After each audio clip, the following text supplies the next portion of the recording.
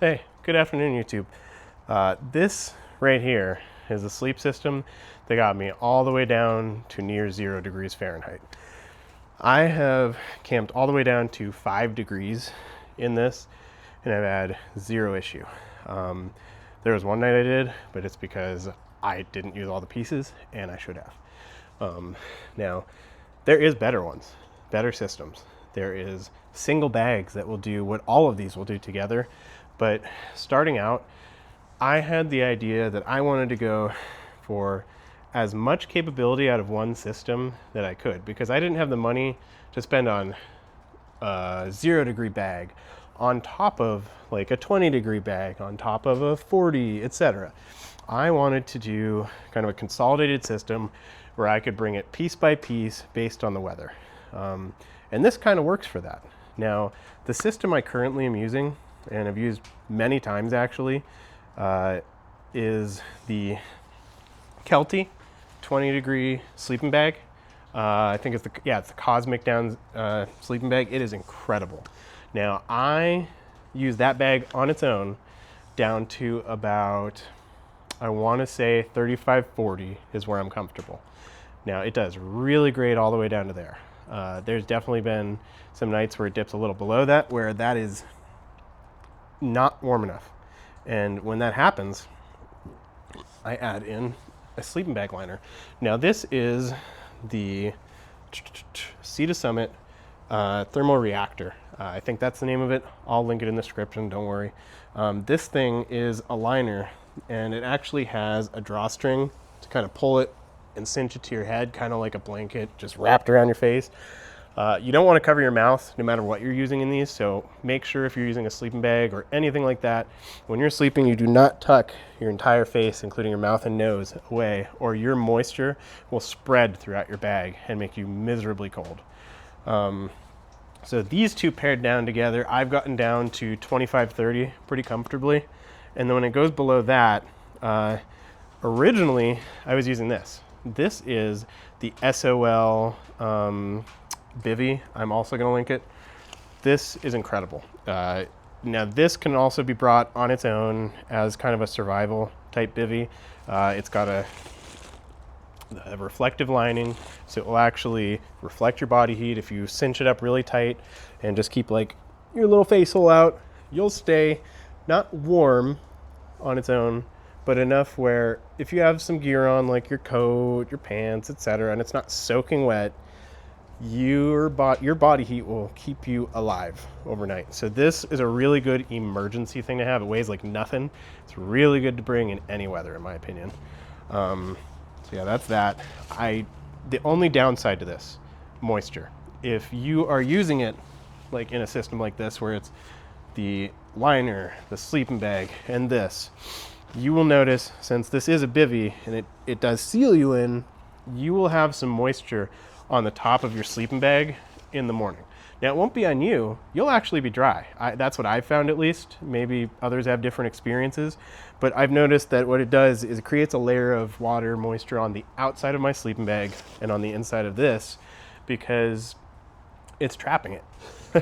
All right, so my phone died mid-recording on this one. So we're going to pick off where I think I left off, and it seems like. Yeah, so the best thing I think about this is it's modular.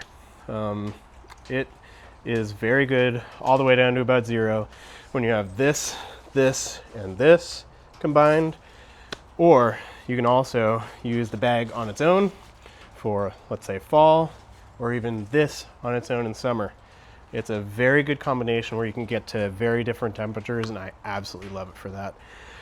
Now, one upgrade that I kind of did last year that I found even better than using this insulated liner is, now this is coming from my Marine Corps side, this is a Whoopee. This is not an official one. This is not real.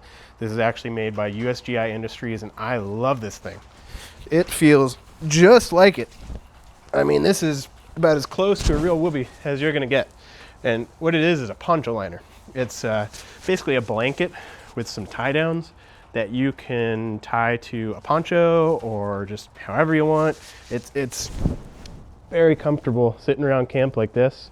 And then on top of it, what I did last year was, instead of using this, I did a system where I used this bivvy, this sleeping bag, and then this on the inside, and I stayed really warm. I did really well. I think it was 15 degrees on the trip I tried it on that time, and it worked great. I think it honestly worked better than the liner, in my opinion, and you get the bonus of having a blanket you can wear around camp. So come on. But no, seriously, those are incredible. Now, aside from your actual inside of your sleeping system, this is what's more important. What's underneath you. So this right here is the Climate Static V insulated. This right here works wonderful for the price. It's very cheap. I think you can even get it at Walmart now, which is awesome. I don't think they have the ultra wide one there. I think you'll still have to go to Amazon for that. This is the wide one, or the wide, ultra wide, whatever it is. I find that if it's too thin, I end up rolling off in the middle of the night. And when you're trying to stay warm, that's not what you want. Or comfortable. Either way, you're going to wake up. Now, in the winter, I take it up a step, and I bring one of these reflective Z-folding closed cell foam pads, and they make a wonderful difference. They add another 2 R value to your system. So between these, you're looking at about 6. So you can stay all the way down to, I'd say, probably about 0 with that pretty comfortably. Beyond that, you're going to want more. However, these two combined is great. And as a bonus, this protects the bottom of your sleep system from the ground. So that is a nice bonus. Now, I'll show you here what I use in the summer as my bottom for under this, because I still use this one in the summer just because it's so wide and comfortable. But instead of this, I have a much thinner pad. So one sec, I'll be right back. Okay, so in the summer, I bring this. As you can tell, it's a lot thinner than the one on the ground right now. It's, I think, 2 millimeter. This is from Outdoor Vitals, and I absolutely love this thing. When I don't bring a chair, because sometimes I don't, this is kind of a sit pad, as well as it goes in my tent underneath my sleep system still. To 1, protect it from twigs, and 2, this kind of grips the tent floor underneath that, so you're not sliding around. I find that stuff like this typically slides around your tent at night, and if you're on even the slightest incline, you're gonna be at the edge of your tent by morning. It's not comfortable. This makes a big difference with that. And yeah, it's super lightweight, and in the pack that I use, which I'll be reviewing another time, this actually acts as kind of your frame. You just fold it up like so, and then you put it into the back of the pack, and this is what makes my frame for my pack. So this is great for summer.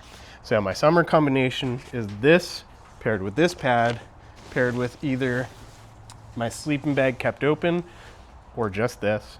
My fall, just this Kelty Cosmic Down sleeping bag. In winter, I combine everything, and it gets me down all the way to about 0. So what do you guys use? Do you guys have a modular system? Do you have one system for every different type of weather? My next upgrade I'm looking at personally is upgrading this sleeping pad, something higher R value so I can go really cold, as well as upgrading the bag to either some sort of quilt. But this is really good getting started out, especially because it's so modular, and overall you're going to save the most amount of money up front. You're going to spend more in the future if you truly plan on buying separate pieces. However, this is very effective, and it's got me through years of backpacking. So yeah, let me know what you use. Have a great day, YouTube.